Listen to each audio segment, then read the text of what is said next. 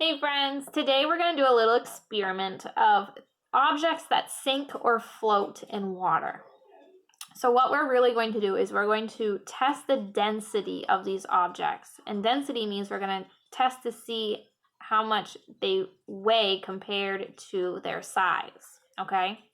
So sometimes things that are small compared to big things may still be dense, which means dense means they're kind of heavy. So we're going to check to see if things are sinking or floating by their density. So sometimes when things are less dense, that means they will probably float. And things that are dense means that they're going to probably sink to the bottom. So we're going to use the items that we used the other day when we did our sorting activity from large to small objects, okay? And then we're going to put them in our tub of water, which is right here in front of me. And I even changed the color a little bit. I changed it to blue so we could see the objects a little bit better because I was having a hard time seeing them. So we're going to test them out. And then we'll figure out if they sink or float, if they're less dense or if they're dense. Are you guys ready to get started? Here we go. So let's start with some of the items. I'll show you some of the items that we're going to use. Because I don't know if you remember all the items that we used the other day. So some of the nature items we had were rocks. I have a big rock. I have a teeny tiny rock. I even have a medium-sized rock, just like we did with our sorting activity. I have a stick here.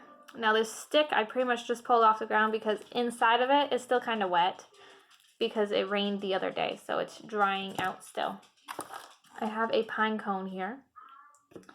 I have a little acorn and some leaves right here as well. And then I have one object that we didn't use in the sorting activity the other day, and that is a seashell. Okay, so let's get started. I'm kind of excited for this. All right, so let's start with our rocks because we know that rocks are really heavy, and we know that when something's heavy, that means it's dense. So, and remember what I told you, that if it's dense, it means it may sink, right? So let's give it a try. So let's start with our medium-sized rock. There it is right here. It's kind of a pretty rock. It's really soft.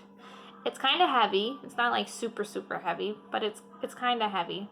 So let's put it in the water and we'll see if it floats or if it sinks. Are you guys ready? So here it is. I'm holding on to it still. You can see the water's moving around inside the tub. It's kind of splashing around. Looks like waves, doesn't it? Looks like the ocean. All right. Ready, set, here we go. Now, tell me if you think it's going to sink or if it's going to float. Putting it in the water now. Did you hear it drop? Ooh, that was kind of loud. So there it is, down here at the bottom. So it's dense. It means it sunk to the bottom of the water, so it was not able to float. Now let's try the little pebble.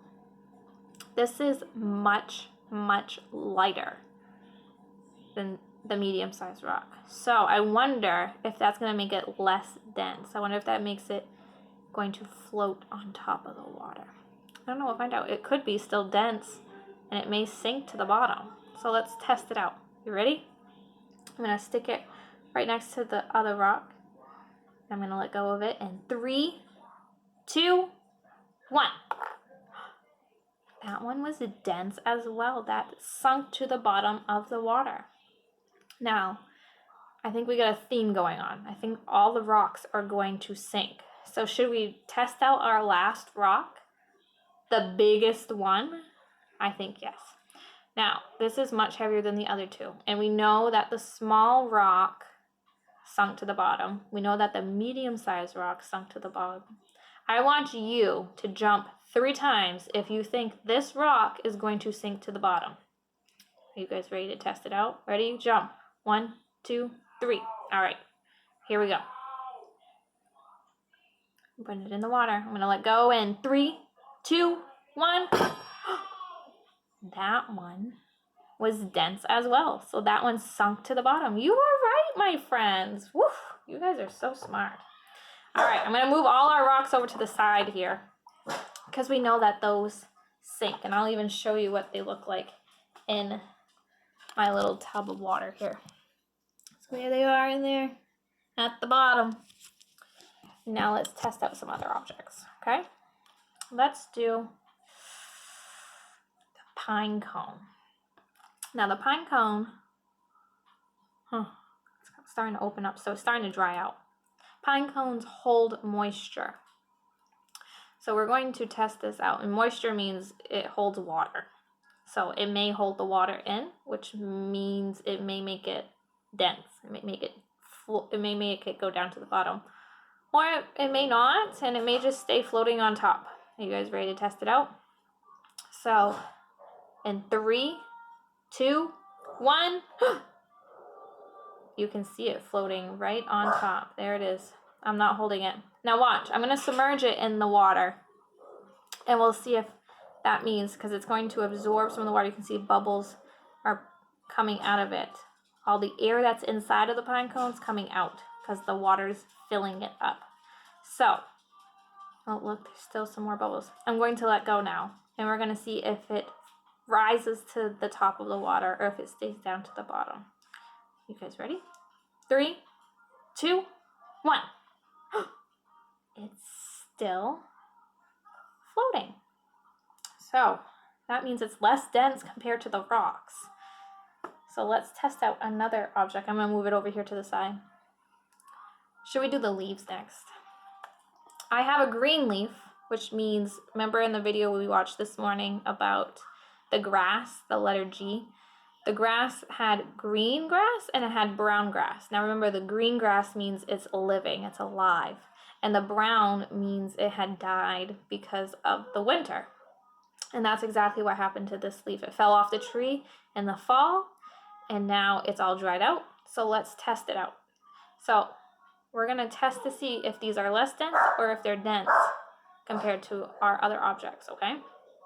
Now, I'm gonna stick them in at the same exact time, and then we're gonna submerge them to see if that makes a difference, all right? So here we go. 3, 2, 1. You can see that they're floating right on top. Now watch what happens when I submerge them into the water.